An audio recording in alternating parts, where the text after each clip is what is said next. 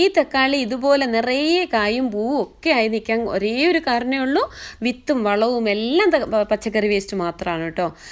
ഒരു ചാണകത്തിൻ്റെ പൊടി പോലും നമ്മൾ ഇട്ട് കൊടുത്തിട്ടില്ല, മുഴുവൻ പച്ചക്കറി വേസ്റ്റ് മാത്രമേ ഉണ്ടായിരുന്നുള്ളൂ. അപ്പോൾ ഈ ഒരു ചെടിയിൽ നിന്ന് തന്നെ നമുക്ക് എന്തോരം വിളവ് കിട്ടുമെന്ന് നമുക്ക് നോക്കാവേ. എന്തുമാത്രം തക്കാളി നമുക്ക് പറിക്കാൻ നോക്കാം കേട്ടോ. ഒറ്റ ചെടിയിൽ നിന്നാണ് കിട്ടുന്നത്.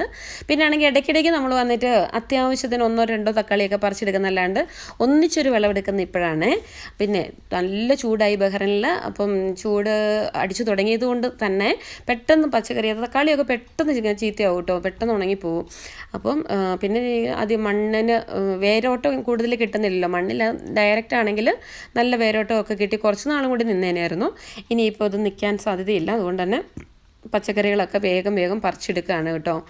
അപ്പോൾ നമുക്ക് ഈ ഒരൊറ്റ ചെടിയിൽ നിന്ന് എന്തോരം പച്ചക്കറി കിട്ടി നോക്കിക്കേ, എന്തോരം തക്കാളി കിട്ടി നോക്കിക്കേ.